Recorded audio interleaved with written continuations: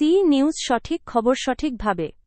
14ই জানুয়ারি মকর সংক্রান্তির শুভেচ্ছা সকলকে। সি নিউজ বাংলার পক্ষ থেকে আমরা আজকে নন্দিনী দিকে পেয়ে গেছি আমাদের মাঝে, যেটা বিশেষভাবে আজকে দিদি আমাদেরকে আলোচনা করেছেন এই মেলার প্রসঙ্গে। বাগুইআটি নজরুল ময়দানে যে মেলা অনুষ্ঠিত হচ্ছে, সেখানে দিদি একটি বিশেষ প্রসঙ্গে আলোচনা করছেন নারী এবং সমাজ, নারী এবং পুরুষের একই সাথে যে সমানাধিকার এবং সমাজে তাদের ভূমিকা সেই সম্পর্কে।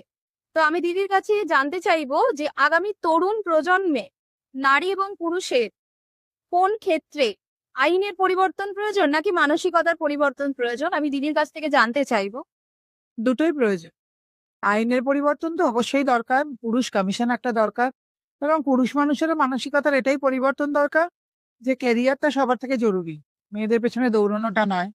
আর মেয়েদেরকেও এটা বলবো যে এমন নয় যে ক্যারিয়ার একটা তৈরি করে বিয়ের পেছনে দৌড়ানোটা জরুরি নয়। নিজেদের ক্যারিয়ার তৈরি করো, নিজের মতো বাঁচো, নিজের সম্মান নিয়ে বাঁচো, বাবা মাকে দেখো। বিয়ে করতেই হবে এটা জরুরি না। ছেলেদেরকেও তাই বলবো, বিয়ে করাটা জরুরি নয়। কলেজে পড়তে গিয়ে একটা গার্লফ্রেন্ড জরুরি নয়। সবার আগে নিজের ক্যারিয়ার তৈরি করো, সেটাই সবচেয়ে বড় সত্যিকার। নিজের একটা লক্ষ্য থাকুক জীবন, লক্ষ্যটা যেন বিয়ে বাচ্চা সংসার না হয়েছে। মেয়েদেরকেও তাই, সংসার বিয়ে বাচ্চা এগুলো লক্ষ্য হয় না। তার বাইরে পৃথিবী অনেক বড়, অনেক কিছু করার আছে। নিজের পরিচয়, নিজের আত্মসম্মান, এর ওপরে যেন কিচ্ছু সত্যি না হয়। নারী পুরুষ উভয়ের জন্যই এটা একটা।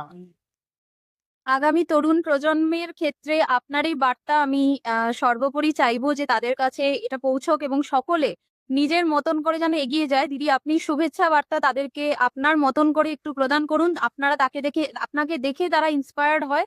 তো আমাদের চ্যানেলেও এরকম আপনার জন্য প্রত্যেকে রিকোয়েস্ট করেছেন যেন আপনার বাইট এবং আপনার যে মতামত সেটা যেন তাদের সামনে তুলে। না, আমি বারবার বলছি তো, আমার কিন্তু নারী পুরুষের জন্য কোনো আলাদা বার্তা নেই। মেয়েদেরকেও বারবার একই কথা বলি, আত্মসম্মান খুইয়ে কোথাও থাকবেন না। ছেলেদেরকেও একই কথা বলি যে যার সঙ্গে, যে তোমার সঙ্গে থাকতে চাইছে না, তাকে জবরদস্তি আটকে রাখার চেষ্টাই।